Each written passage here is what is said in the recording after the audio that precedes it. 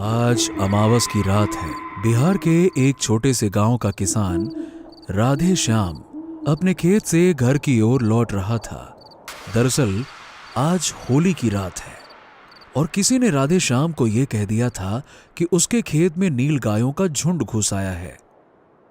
बेचारा राधे श्याम अपने खेत को बचाने के लिए सीधा खेत की ओर दौड़ पड़ा, पर वहां पहुंचकर उसे समझ में आया कि लोगों ने उसके साथ मजाक किया था। अरे दिन भर होली खेलने के बाद अच्छा खासा सो रहा था टांगे फैला के। दही बड़ा और पुआ के मस्त सपने भी आ रहे थे। ये जाने कौन हल्ला कर दिया कि हमारे खेत में जानवर घुस आए हैं। हम भागे भागे यहाँ आए तो देखो, ससुरा एक कुकुर तक नजर नहीं आ रहा। ससुरा पता नहीं काहे हम इन गांव वालन की बातन में आ गए। हाँ, कौनो बात नहीं, आज जाने दो, लेकिन कल सुबह एक एक की खबर लूंगा। बहुत दिन से देख रहा हूँ, हमेशा हमको बुड़बक बनाते रहते हैं ना सब कोई। अब और नहीं, कल सबको बता दूंगा कि राधे श्याम भी का चीज है। ससुरा। राधे श्याम खुद से बातें करता हुआ चला जा रहा था। थोड़ा आगे जाने पर बरगद का एक पेड़ आया। बरगद का ये पेड़ लगभग 100 साल पुराना था। इस पेड़ की शाखाएं काफी दूर तक फैली थीं। राधे श्याम के बरगद के इस पेड़ के पास आते ही अब तक शांत बह रही हवा अचानक से तेज हो गई। बरगद के टूटे सूखे पत्तों के सरसराहट की आवाज ने राधे श्याम का ध्यान खींचा। अरे ये ससुरा अचानक से हवा कैसे तेज चलने लगी? अभी रात में कहीं आंधी तूफान ना आ जाए। जल्दी जल्दी चलता हूँ। इधर राधे श्याम ने आंधी का नाम लिया और उधर आंधी आ ही गई। राधे श्याम घबरा गया। अरे बाप रे बाप, अभी कौन सी नई मुसीबत आ गई। चलो चलो अपने बरगद बाबा की शरण में जाते हैं, अब उन्हीं का सहारा है। बाप रे बाप, अरे रे रे रे रे रे रे। राधे श्याम भाग के तुरंत बरगद के पेड़ के नीचे आ गया। उसे लगा कि इस वक्त बरगद का पेड़ ही उसके लिए सुरक्षित रहेगा। जैसे ही आंधी रुकना थमेगी और वो वहां से चला जाएगा। पर राधे श्याम गलत था। उस तेज बहती आंधी में जहां हवा चीख रही थी, वहां एक आवाज और गूंजी। वो आवाज किसी औरत की थी। उस आवाज में एक अजीब सा दर्द था। वो औरत कराहते हुए राधे श्याम का नाम ले रही थी। राधे श्याम, राधे श्याम। राधे श्याम चौंक गया। ये ससुरा, ये आधी रात में, इतनी रात गए कौन औरत मेरा नाम ले रही है? मेरा कान तो नहीं बज रहा कहीं। अरे रे रे रे रे रे, ये कौन औरत आ गई रे? वो आवाज धीरे धीरे इतनी तेज हो गई जैसे कोई राधे श्याम के कानों के पास बोल रहा हो। राधे श्याम अब सचमुच घबरा गया। अरे ये क्या तमाशा है भाई? कौन है? कौन है रे? हे भगवान, कहीं कोई चुड़ैल, कहीं कोनो डायन तो नहीं है? नहीं नहीं नहीं नहीं नहीं नहीं, ये हमारा भ्रम होगा। अरे हमारा भ्रम होगा ये। हाँ, कहीं पुआ में भांग तो नहीं मिला दिया था रे? ये हमको क्या हो रहा है? तभी उस औरत की चीख निकली और वो चिल्ला उठी। क्या कहा तूने? मुझे क्या कहकर बुलाया? डायन? तेरी हिम्मत कैसे हुई मुझे डायन कहने की? राधे श्याम को अब यकीन हो गया कि कोई भटकती आत्मा उससे बात कर रही है। डर के मारे उस आंधी में भी उसके पसीने छूटने लगे। अरे नहीं नहीं नहीं नहीं नहीं नहीं, अरे नहीं नहीं नहीं नहीं, हम तो बस यूं ही कह रहे थे। हम काहे कहेंगे डायन किसी को? देखिए, अब कोई दिख ही नहीं रहा है तो कोई भी इंसान साधारण तौर पे क्या कहेगा? बताइए, आप ही बताइए भला। यही कहेगा ना कि कोनो भूत, कोनो चुड़ैल, कोनो डायन। देखिए, पर हमने आपको देख कर तो नहीं कहा ना। राधे श्याम, तुम लोगों ने ठीक नहीं किया मेरे साथ। मैं सारे गांव से बदला लूंगी और उसकी शुरुआत तुमसे होगी। अरे अरे हम कहाँ किए हैं समझ ही नहीं आ रहा है। हम तो चुपचाप अपने खेत गए थे जानवर भगाने, खेत में कोई जानवर नहीं दिखा। अब अपने घर ही जा रहे हैं तो आप मिल तो गई हैं, लेकिन यहाँ भी कोई दिख नहीं रहा है। ये सब क्या हो रहा है मेरे साथ? अरे अरे अरे अरे अरे अरे अरे अरे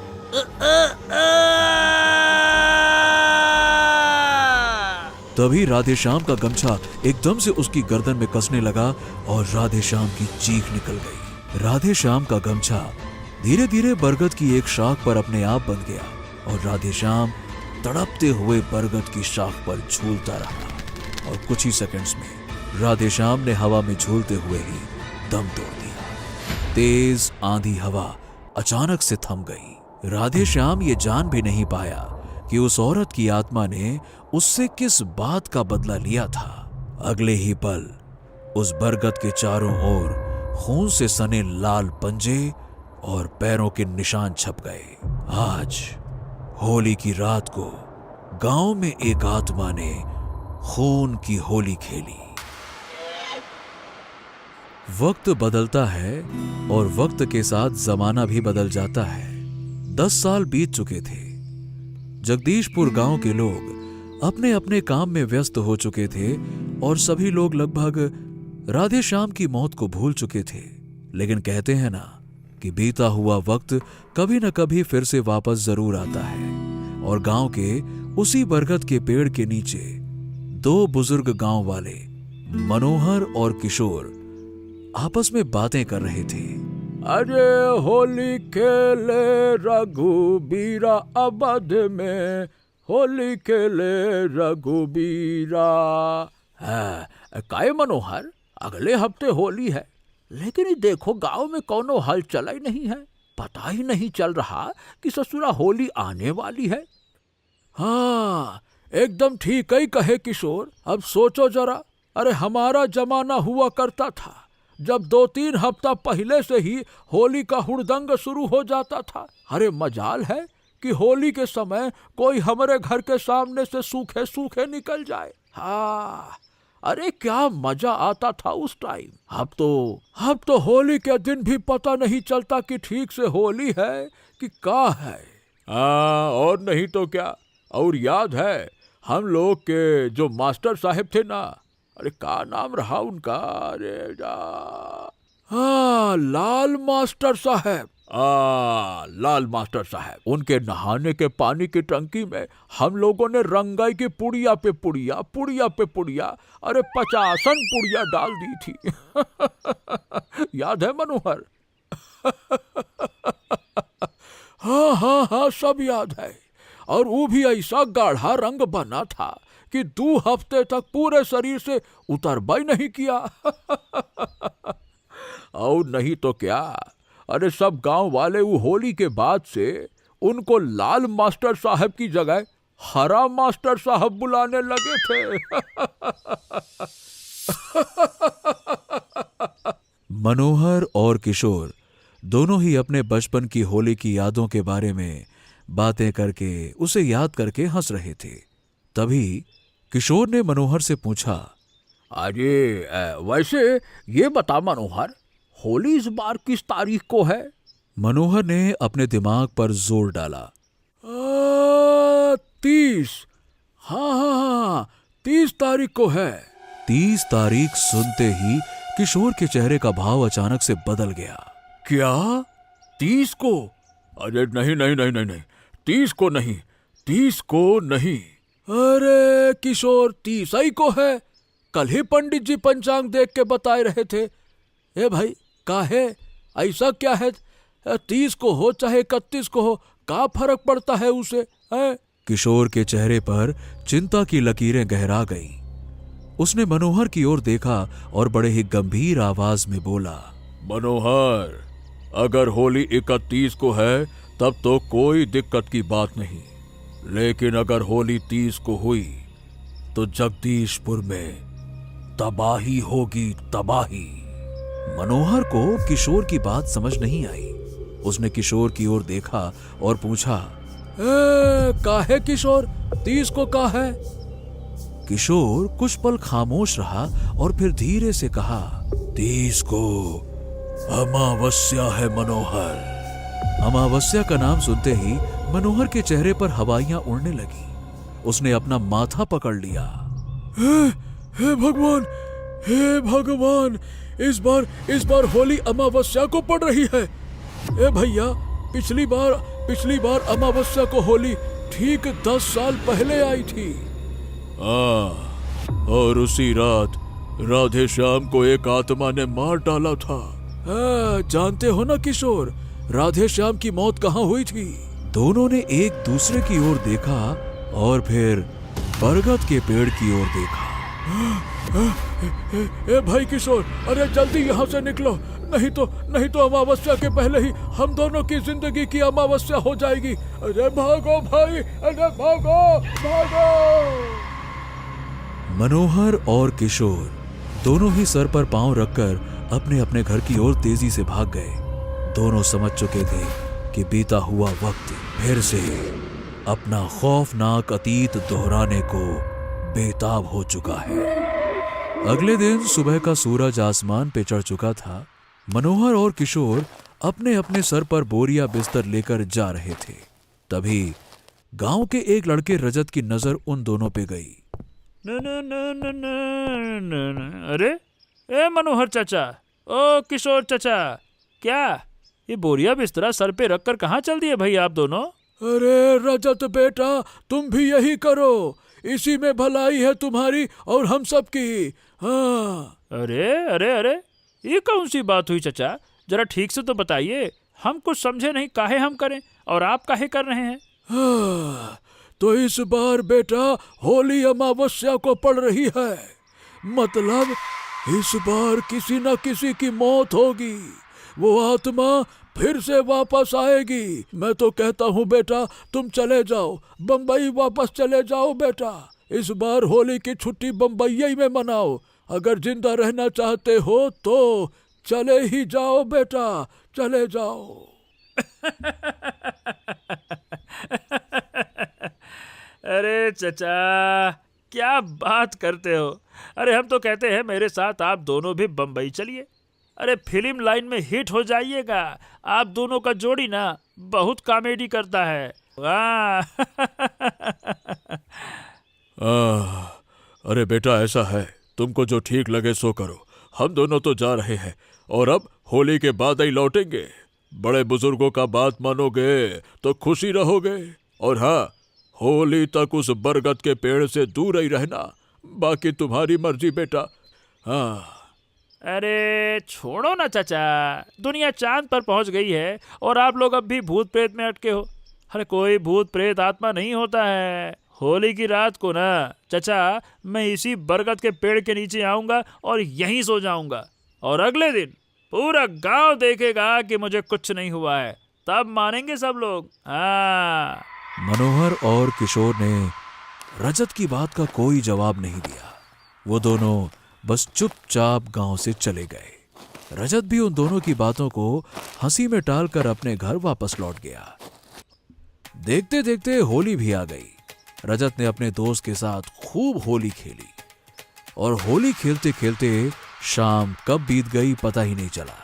तभी रजत का एक दोस्त उसके पास भागता हुआ आया।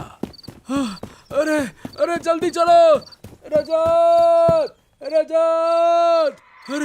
रजत, हे रजत, जल्दी चलो, जल्दी अपने घर जाओ, जल्दी अपने घर जाओ।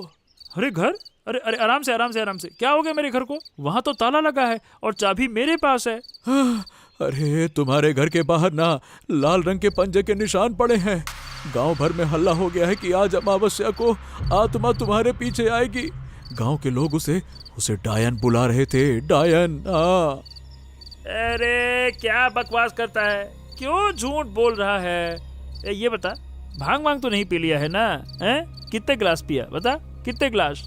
अरे नहीं भाई, अगर तुम्हें यकीन नहीं हो रहा तो तुम खुद ही जाके देख लो ना, जाओ देख लो। रजत ने आओ देखा न ताओ और फौरन अपने घर की ओर तेजी से भागा।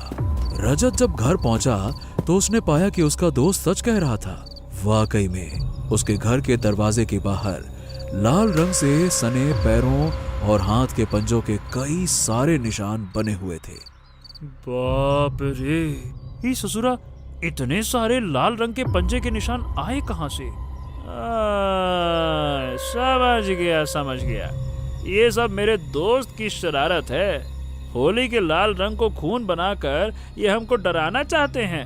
इन्हें क्या लगता है कि मैं इन लोगों की तरह जाहिल हूँ? अब तो आज रात में पक्का उस बरगद के पेड़ के नीचे सोऊंगा, तब इनको पता चलेगा कि कोई भूत प्रेत चुड़ैल ऐसा कुछ होता ही नहीं है। नहीं तो। रजत ने यह तय कर लिया कि आज रात वो उसी बरगद के पेड़ के नीचे सोएगा जहां मनोहर और किशोर ने उसे जाने से मना किया था। रजत बिना कुछ सोचे समझे बरगद के पेड़ की ओर निकल पड़ा। रात धीरे धीरे अपने मुकाम की ओर बढ़ रही थी और रजत बरगद के पेड़ के नीचे पहुंच गया। चलो भाई। अरे रे रे रे रे रे, आज तो बहुत थक गया हूँ। पेड़ के नीचे बड़ी अच्छी नींद आएगी। बंबई में ये मजा भला कहाँ मिलेगा। चलो इसी बहाने प्रकृति का आनंद उठाया जाए।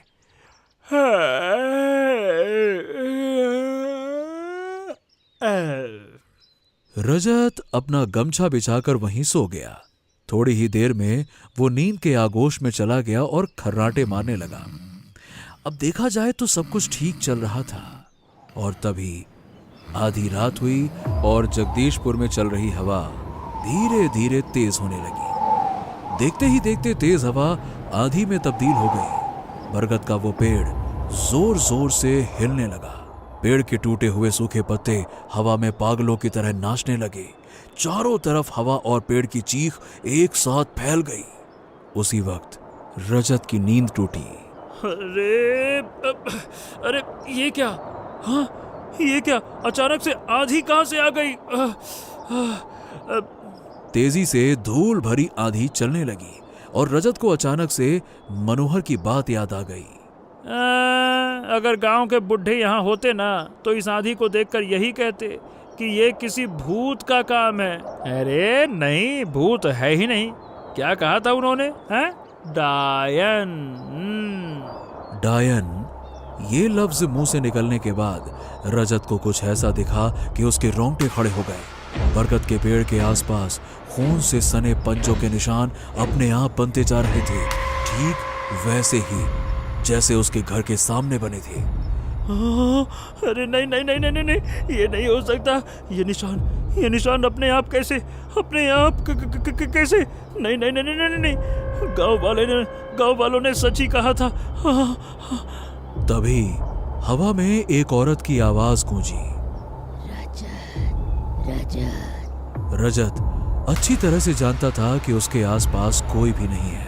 गांव वालों की जिन बातों को रजत ने एक सिरे से खारिज कर दिया था, आज वही बातें उसके ठीक सामने सच बनकर खड़ी थी। मतलब गांव वाले सही कह रहे थे। मनोहर और किशोर चाचा सही कह रहे थे। ये खून के निशान और आवाज उसी डायन की है। उसी वक्त आंधी थम गई और रजत के सामने एक धुंधली छाया जैसी आकृति सामने आके खड़ी हो गई। रजत की डर के मारे सांसें रुक गई। उस अनजाने साए से एक औरत की आवाज आई। डायन, तू भी मुझे डायन समझता है? रजत को समझ नहीं आ रहा था कि वो इस बात का क्या जवाब दे, पर उसने हिम्मत दिखाई और अपने आप को संभालते हुए बोला, देखिए आप जो भी हैं, जो कोई भी है, हम आपसे माफी मांगते हैं। हम आपको डायन नहीं बुलाते थे। वो तो गांव वालों का नाम सुनते ही उस अनजान साये को गुस्सा आ गया। वो साया अपने असली रूप में आ गया और रजत के सामने सफेद साड़ी में एक औरत खड़ी थी जिसके पैर और हाथ के पंजे लाल रंग से सने हुए थे। वो चिल्लाकर बोली, गांव वाले, नाम भी मत लेना उनका मेरे सामने, किसी को नहीं छोड़ूंगी। रजत को उस चीख को सुनते ही डर के मारे चक्कर सा आ गया। उसने फिर से अपने आप को संभाला। देखिए मैं तो आपको जानता नहीं हूँ, लेकिन मैं तो ये भी नहीं जानता कि गांव वालों ने आपके साथ किया क्या है। एक पल के लिए चारों ओर सन्नाटा छा गया। वो औरत रजत की आंखों को घूरते हुए बोलती है, आज से ठीक 20 साल पहले मैं इसी जगदीशपुर गांव में नई शादी करके आई थी। मेरा पति दिल्ली काम करने गया था। शादी के बाद पहली होली आई। मेरा पति होली की छुट्टी में आया। उसने अपने दोस्तों के साथ होली खेली और फिर उन लोगों के साथ खूब शराब पी ली। शराब के नशे में वो घर आया। वो दरवाजे पर ही गिर पड़ा। अरे इतनी कहाँ पी ली आपने? हाथ दीजिए अपना। पीता नहीं हूँ मैं, थोड़ी थोड़ी पिया करो, थोड़ी थोड़ी। अरे वो क्या है कि मैंने पी नहीं है, मुझे दोस्तों ने पिलाई है। हाँ, मैं उनको किसी तरह बिस्तर पर लेकर आई, पर तभी उनको खून की उल्टी हुई। मैं डर गई। मैंने चिल्लाकर गांव वालों को बुलाया, पर उस रात सब नशे में चूर थे। मेरी मदद के लिए कोई नहीं आया। मैं अकेले दौड़कर गांव के इकलौते डॉक्टर के पास गई, पर वहां भी ताला बंद था। डॉक्टर शहर गया हुआ था। होली की उस रात को मेरा पति खून की उल्टी करते करते मर गया। उस आत्मा की आवाज अचानक से भर्रा गई। रजत को भी उस औरत के लिए बहुत बुरा लग रहा था, पर अब वही आत्मा फिर से गुस्से में आ गई। उस रात सिर्फ मेरा पति नहीं, बल्कि गांव के 5 लोग और मरे थे। उनके मरने की वजह थी जहरीली शराब, लेकिन गांव वालों ने बजाय पुलिस के पास जाने के मुझ पर इल्जाम लगाया। देखो भैया देखो, शादी हुए जुम्मे 4 महीना भी नहीं हुए, खा गई ये डायन सबको। हाँ, बिल्कुल ठीक कह रहे हो भाई। आज अमावस्या की रात है और मेरे दादी ने कहा था कि अमावस्या की रात को डायन किसी न किसी की बलि जरूर देती है, और ये वही डायन है। इसके आने से पहले कभी भी किसी की शराब पीने से मौत नहीं हुई थी। और उसके बाद पूरे गांव ने मान लिया कि मैं डायन हूँ। और आज अमावस्या की रात मैंने सबको जादू टोना करके मार डाला और उनकी बलि दे दी। लोगों ने अचानक मुझ पर पत्थर चलाना शुरू कर दिया। मैं जान बचाने के लिए भागी। मैं सर से पांव तक लहूलुहान हो चुकी थी। मुझे लोगों ने इतनी जोर से मारा कि मैं रेंग रेंग कर चल रही थी, और अंत में इसी बरगद के पेड़ के नीचे मेरी मौत हो गई। गांव भर में मेरे खून से सने पैरों और पंजों के निशान छप गए, पर अगले दिन गांव वालों ने उसे भी धो दिया। रजत सर झुकाए चुपचाप खड़ा रहा। वो उस औरत से नजर नहीं मिला पा रहा था। क्या हुआ रजत? अब नहीं बुलाएगा मुझे डायन? हाँ? रजत ने धीरे से अपनी नजर ऊपर उठाई और उस औरत की तरफ देखकर कहा, देखिए, मैं समझ सकता हूँ कि जो हुआ वो माफी के लायक नहीं था, मगर इस बात को 20 साल हो चुके हैं। अब गांव के लोग बदल गए हैं। लोग अब इन सब बातों को नहीं मानते, इसलिए आप भी सबको माफ करके भूल जाइए ना। रजत की सब भूल जाने वाली बात पर उस औरत की आत्मा जोर जोर से हंसने लगी। क्या कहा तूने? भूल जाऊं? अपनी उस बेरहम मौत को भूल जाऊं जिसकी वजह से मेरी आत्मा इस गांव में सदियों से भटक रही है। कुछ भी नहीं भूली मैं। अपनी आत्मा का बदला लूंगी मैं। हर वो होली जो अमावस्या को आएगी, मेरी ये तड़पती आत्मा जगदीशपुर गांव से किसी न किसी की बलि जरूर लेगी। यही इस गांव का प्रायश्चित है।